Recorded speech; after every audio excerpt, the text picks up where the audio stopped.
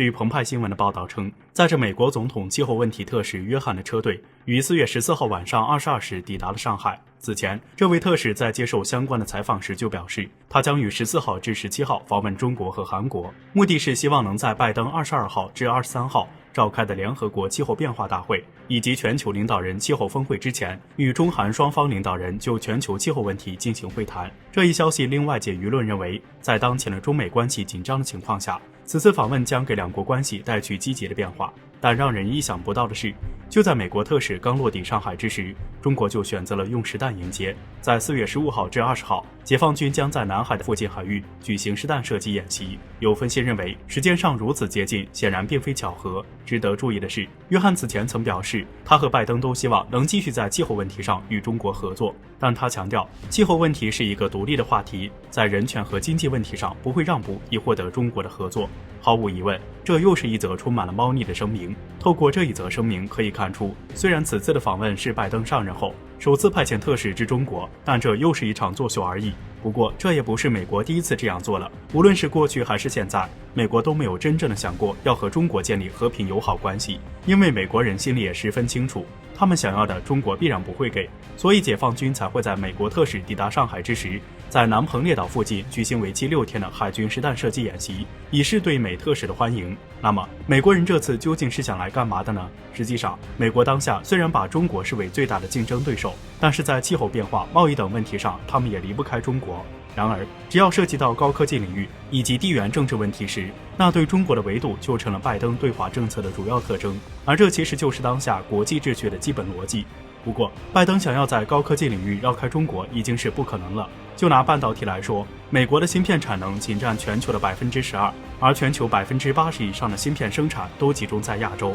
拜登很难建立一个把中国排除在外的半导体工业联盟。除了高科技领域外，今后全球新的基础设施也无法绕过中国。希望拜登早日清醒，美国可承受不起去中国化的反噬。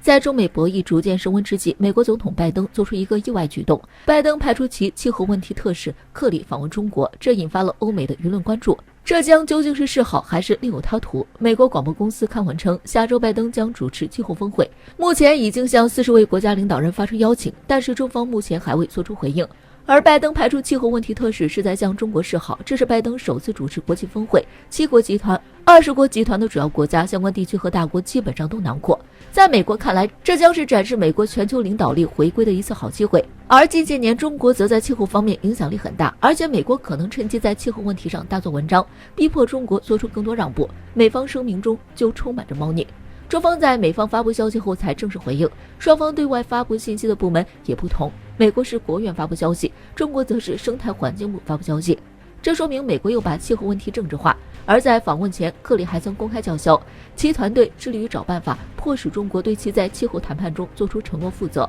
减少气候变化的温室气体排放。他还强调，目前中国是世界上最大的温室气体排放国，双方试图在气候问题上达成协议，但是不会在经济、人权问题上与中国妥协。试问美国敢不敢提人均？美国是全球温室气体排放量人均最高的国家，比中国人均4倍还多。美国有资格迫使中国负责吗？美国总是以老大自居，居高临下，站在道德高地对中国颐指气使。中国人早就不吃这一套。从美国故作姿态、不怀好意的行为来看，拜登想要在气候变化的议题上得到中国的合作，其实就是想让中国配合演戏。这并不是国际气候大会，而是美国的又一场作秀。现如今，日本向大海排放核污染废水，美国却赞赏并支持，这才是目前关乎全球人类健康安全最大的问题，而不是关注美国拜登为个人举行的表演会。和上次中美高层会晤一样，拜登想要的不会从中国这里得到，反倒是自取其辱罢了。更应该注意到的是，在同一天，美国代表团访台，走出危险一步，这就像一只手伸出来握手，另一只手在背后捅刀。在4月12日，对岸发现25架解放军军机进入台海演训，这是对岸自去年9月份公布解放军军机动态后巡航架次最多的一次，创下了新高。但是台学者却表示，这场行动并不是针对岛内，而是美军航母。据悉，这次行动的25架解放军军机包括2架运8反潜机、4架歼10战机、14架歼16战机、4架轰6K 轰炸机、1架空警500预警机，而之前创下最多的记录的，在3月26日才过半个月就破了记录。说明数量规模和行动频率都在快速递增。尤其是这次出动了14架的歼16战机，歼16能同时识别多个目标，具备超视距空战能力和强劲的对地对海打击能力，能发射霹雳10、霹雳15空对空导弹、鹰击83、空地88等多款导弹，在联合作战方面的意义不逊于歼20。值得注意的是，当天罗斯福号航母打击群就在附近。之后，罗斯福与马金岛号两栖攻击舰驶向菲律宾海岸，准备参加美菲联合演习。台学者也分析，解放军醉翁之意不在酒。台战略学者接种表示，实战化的训练和实战化的体系已经成为解放军的重点，而且巴士海峡是解放军关键通道，来往频率自然会增加。他表示，美军罗斯福号航母目前已经在菲律宾吕宋岛北部，不排除解放军利用这次机会模拟攻击美军舰。与之观点相同的台学者苏子云也认为，这次解放军舰机作战群是针对美航母打击群而来，不仅是军机，人民海军辽宁舰航母编队也在该地区行动，而且还在菲律宾海与美军马斯廷号驱逐舰近距离接触。而在美国和菲律宾进行年度最大规模的联合演习之际，中国海空军也展开了密集演练。解放军北部战区、东部战区、南部战区密集练兵，进行了多场实弹射击演练。中国军方也发生最大改变，罕见强调辽宁舰在台海进行训练，不再掩饰针对的意图，并明确表示这将是未来常态。由于美军逐步加强在西太的军事存在，中美舰机近距离接触恐将成为常态。而无论美航母如何被神化，美航母在中国周边活动也只是玻璃缸里的鱼，一清二楚。敢有妄动，我们必不会留任何情面。近些年，日本跟着美国在对华问题上搞过很多小动作，但是自从美国总统拜登上任后，美日两国关系就异常亲密，不仅跟在美国后面亦步亦趋，甚至尤为积极走到台前。在做出一系列铺垫之后，最近日本首相菅义伟就要去美国觐见拜登，美媒开始揭露日本的妄想。在4月15号到18号，菅义伟将访问美国，将和拜登举行首脑会谈。菅义伟成为拜登上任后首位面对面会见的国家领导人，这在一些日本人眼里这是难得的殊荣，但是日本政商界则认为这更像是被征召参与公开对抗中国的阵营。对此，《华尔街日报》刊文称，日本政商界一直都在担心日本会被美国拉到抗中最前沿。在3月底，日本前首相动作积极，包括和美国举行2+2会谈，还在声明中提及台海局势，对中国内政多加干涉。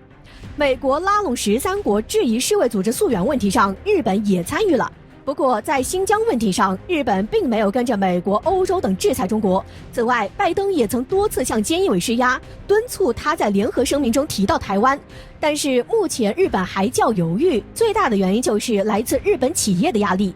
对此，《华尔街日报》直言，日本政商界希望采取一种方式，既能在军事上对抗中国，同时又不想影响对华贸易。这种心态和之前中国外交部发言人对部分国外品牌抵制新疆棉花时所说的“吃着中国的饭却砸中国的锅”，天下哪有这样的美事儿？在新疆问题上，包括美国、欧盟等都被中国精准反击，日本不敢出头，就是不想影响到经济关系。不过要注意到的是，日本只是不敢出头，并不意味着他就不会暗戳戳的反华。在去年10月，美、英、德等39国在联合国污蔑中国香港、新疆政策时，日本是亚洲国家中唯一一个。美媒指出，中国不允许一边赚着中国的钱，又一边损害中国利益的行为。日本政商界还在痴心妄想，前有韩国萨德事件，后有澳大利亚反华事件。如果日本也想继续干吃中国的饭砸中国的锅的勾当，那真的有苦头吃了。日本是完全外向型经济，而中国是日本第1大出口市场，仅从这一点来看，日本注定会输。